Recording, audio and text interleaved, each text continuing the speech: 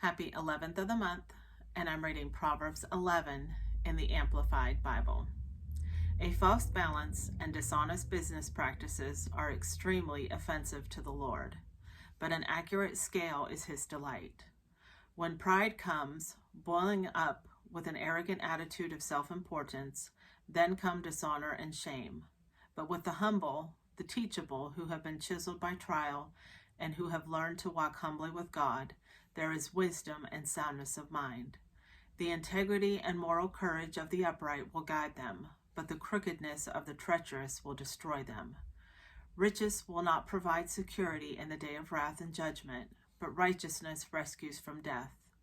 The righteousness of the blameless will smooth their way and keep it straight, but the wicked will fall by his own wickedness.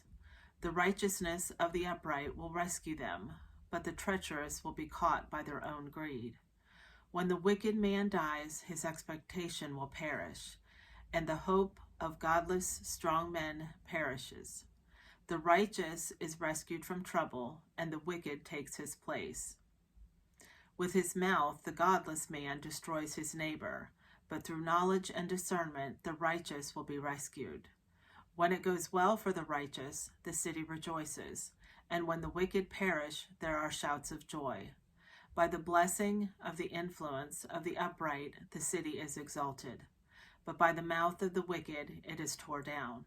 He who despises his neighbor lacks sense, but a man of understanding keeps silent.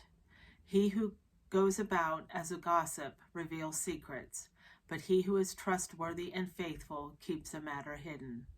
Where there is no wise, intelligent guidance, the people fall and go off course like a ship without a helm.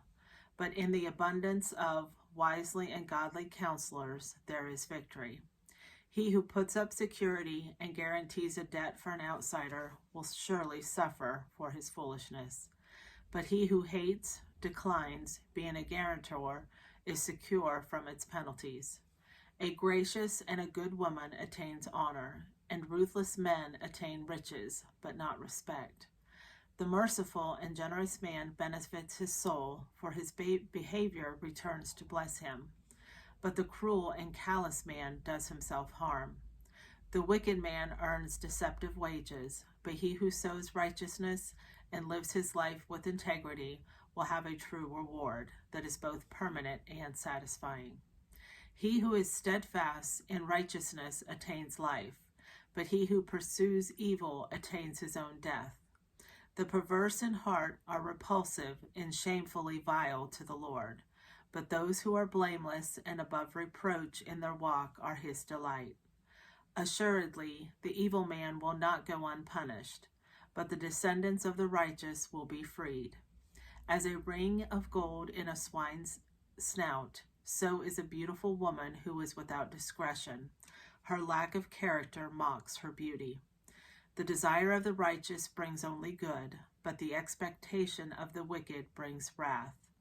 There is one who generously scatters abroad, and yet increases all the more. And there is the one who withholds what is justly due, but it results only in want and poverty.